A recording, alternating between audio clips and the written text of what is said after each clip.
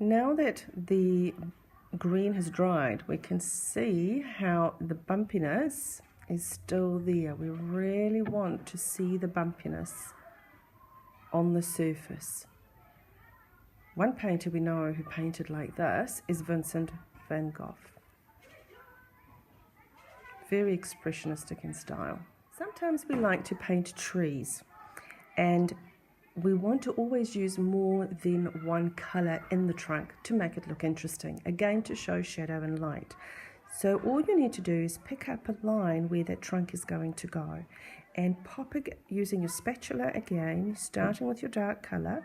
We're working over that green because the bush is behind our tree trunk, and we're just going to place a few blobs of brown onto our paper. This colour is called burnt umber. Another brown that you can add to it is called red oxide. It's kind of a mid-brown.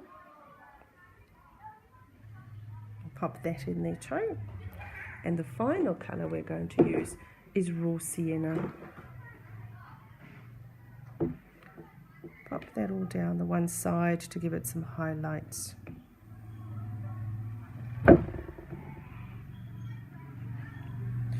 Now, we haven't used a brush at all yet. That comes next. What kind of brush do you think we might use for our trunk?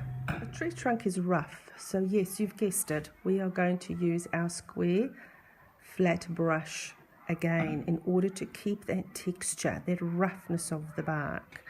And working along here, just again, stamp it through.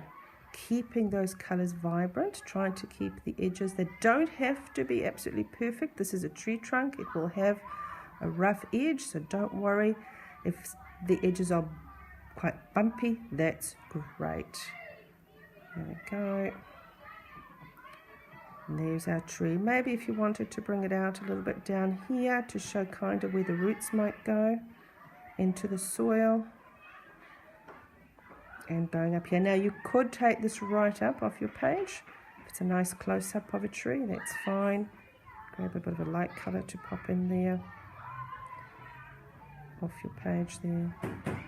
Oh, even a little bit of green has gotten into there. That looks really effective.